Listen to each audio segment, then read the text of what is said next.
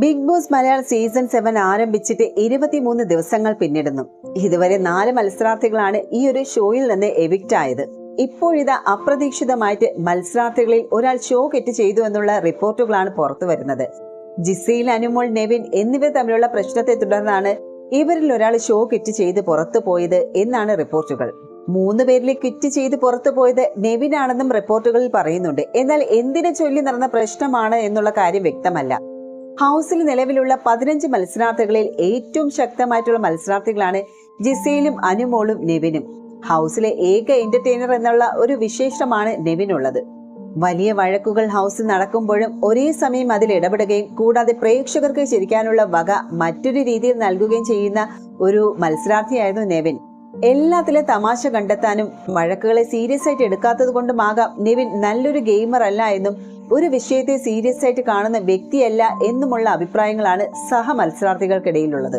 പക്ഷെ 1-ാം ദിവസം മുതൽ ഇതുവരെയും പറയേണ്ട കാര്യങ്ങൾ കൃത്യമായി പറഞ്ഞ് നോമിനേഷൻ നടത്തുകയും ടാസ്ക് കളിക്കേണ്ട സമയങ്ങളിൽ കൃത്യമായിട്ട് കാര്യങ്ങൾ മനസ്സിലാക്കി വിജയിക്കാനും നെവിന് കഴിയാറുണ്ട്. നെവിൻ ക്വിറ്റ് ചെയ്തു എന്നുള്ള റിപ്പോർട്ട് പുറത്തു വന്നതോടെ BB ആരാധകരും നിരാശയിലാണ്. നെവിൻ നല്ലൊരു മത്സരാർത്ഥിയും എന്റർടൈനറുമാണെന്നാണ്, ക്വിറ്റ് ചെയ്തുവെങ്കിൽ അത് തെറ്റായ തീരുമാനമാണോ എന്നുള്ള കമന്റുകൾ വരുന്നുണ്ട്. സ്വേച്ഛാധിപതി ടാസ്ക് ആണ് ഇപ്പോൾ ഹൗസിൽ നടക്കുന്നത്. ജിസയിലും നെവിനുമാണ് ടാസ്കുകൾ വിജയിച്ച് സ്വേച്ഛാധിപതികളായത്. അനുമോളും ജിസയിലും നെവിനും ഒന്നും അത്ര സ്വരചേർച്ചയിലൊന്നുമല്ല. അതുകൊണ്ട് തന്നെ സ്വേച്ഛാധിപതികളായി നെവിനും ജിസയിലും മാറിയപ്പോൾ മുതൽ ഇരുവരുമായിട്ട് അനുമോൾ ഏറ്റുമുട്ടി തുടങ്ങിയിരുന്നു. ഭക്ഷണം പാകം ചെയ്യുന്നതിനെ ചൊല്ലിയായിരുന്നു ഈ ഒരു തുടക്കം. നെവിൻ തെരഞ്ഞെടുത്ത റെന ഫാത്തിമ ഭക്ഷണം പാകം ചെയ്യുന്നതിനോട് തനിക്ക് താല്പര്യമില്ല എന്ന് അനുമോൾ പറഞ്ഞതോടെയാണ് വഴക്കുകളുടെ തുടക്കം. ജിസയിലും നെവിനും അക്ബറും അപ്പാനിയും റെന ഫാത്തിയും എല്ലാം ഗ്രൂപ്പിസം കളിക്കുന്നു എന്നുള്ള അഭിപ്രായം അനുമോൾക്കുണ്ട്. വീട്ടിൽ കൂടുതലും വഴക്കുകൾ സംഭവിക്കുന്നതും അനുമോളും ജിസയിലിന്റെ ഗ്രൂപ്പും തമ്മിലാണ്.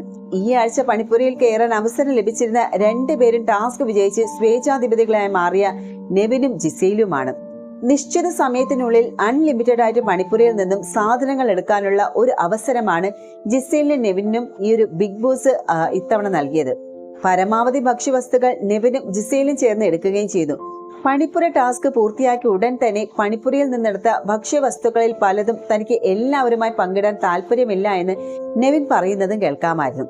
സ്വേച്ഛാധിപതി ആയതുകൊണ്ട് തന്നെ നെവിന്റെ തീരുമാനത്തെ ആർക്കും ചോദ്യം ചെയ്യാനും സാധിക്കുകയില്ല.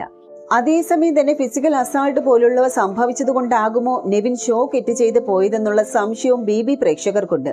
നെവിനല്ല, അനുമോളാണ് ഷോ ക്വിറ്റ് ചെയ്തെന്നുള്ള റിപ്പോർട്ടുകളും പുറത്തു വരുന്നുണ്ട്. ചെറിയ വാക്ക് തർക്കം പോലും അനുമോളെ പെട്ടെന്ന് തളർത്താറുണ്ട്. കരച്ചിൽ കാർഡ് ഈ സീസണിൽ ഏറ്റവും കൂടുതൽ ഉപയോഗിക്കുന്നതും അനുവാണ് എന്നാണ് പ്രേക്ഷകരുടെ അഭിപ്രായം. ജനപിന്തുണയുടെ കാര്യത്തിലും അനുമോൾ മുന്നിലുമാണ്.